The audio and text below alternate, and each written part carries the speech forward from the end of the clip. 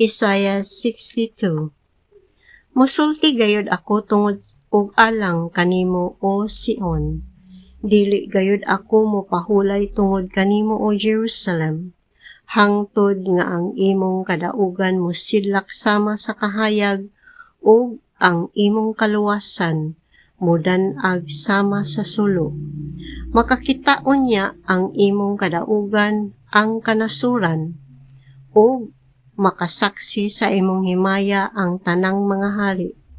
Bag-o na unyang ngalan ang itawag kanimo ug kiningalana ihatag kanimo sa Ginoo. Mahimo kang matahom nga korona diha sa kamot sa Ginoo, usa kaharianong korona diha sa kamot sa imong Dios. Dili ka natawgog sinalikway, ug ang imong yuta dili natawgog biniyaan. Hinuon, tawgon ka na nga ang Dios nalipay kaniya, ug ang imong yuta tawgog malipayon nga minyo. Kay nalipay ang Ginoo kanimo ug mahisama siya sa usa ka bana ngadto sa imong yuta. Kay sama nga ang batan-ong lalaki mangasawa sa usa ka ulay, pangasaw-on ka usab sa imong magtutukod. Ug ingon nga malipay ang pamanhunon tungod sa iyang pangasaw-onon, malipay usab ang imong Dios tungod kanimo. Nagbutang akog mga bantay diha sa imong mga kota, o Jerusalem. Adlaw o gabii, kinahanglang dili gayud sila magpakahilom. Kinahanglan nga pahinumduman nila ang Ginoo sa iyang mga saad, ug dili gayud motugot nga malimot siya niini. Kinahanglang dili nila siya papahulayon hangtod nga mapahiuli ang Jerusalem ug mahimong garbo sa kalibutan.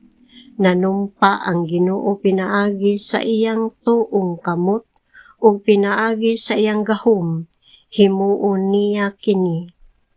Dili ko na ihatag ang inyong pagkaon ngadto sa inyong mga kaaway, ug dili na imnon sa mga langyaw ang bino nga inyong gihaguan. Kamo nga mangani niini maunay makakaon niini, ug daygon ninyo ang Ginoo. Ug ang mamupo sa ubas moinom sa bino niini didto sa mga hawanan sa akong templo. Panggula kamo sa syudad ug buhatig dalan ang katawhan nga mamauli, pag-andam ug lapad nga dalan. Hawani kini sa mga bato ug ipakayab ang usa ka bandila aron makakita ang kanasuran nga ang Ginoo miingon sa tibuok kalibutan. Ingna ang mga lumulupyo sa Jerusalem nga ania na ang inyong manluluwas. Nagdala siya sa katawhan nga iyang giluwas, nganlan silag ang balaang katawhan sa Dios, ang linuwas sa Ginoo, ug ang Jerusalem nganlag ang syudad nga gihigugma sa Dios, ang syudad nga wala biyae sa Dios.